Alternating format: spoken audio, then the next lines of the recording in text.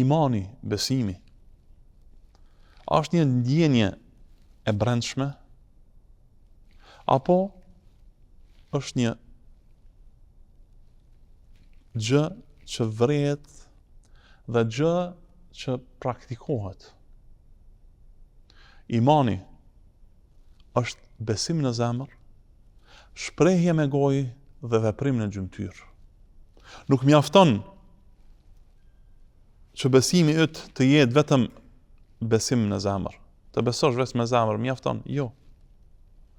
Nuk mjafton që besimin tënd ta thuash pastaj me gojë, ta shprehësh me gojë, por duhet ta praktikosh me vepra.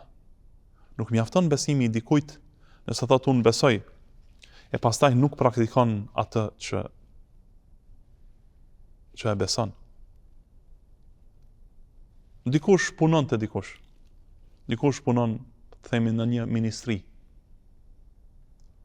Dhe thot, unë e dua ministrinë, unë besoj në ministri.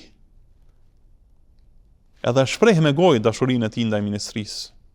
Mirë po kur nuk shkon në punë. Kur nuk punon atje.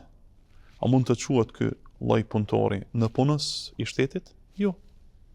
Nga se ai nuk i ka bërë obligimet që duhet i ketë dhe nuk e meriton rrogën dhe nuk do ta marr rrogën për punën e tij. Besimtari do të jetë edhe më shumë se kjo. Duhet të besojë në zemrën e tij në Allahun, të ketë iman të thellë në Allahun dhe në cilësitë e tij dhe në obligimet e tij ndaj fesë, ti shpreh ato me gojë dhe ti veproj në vepër.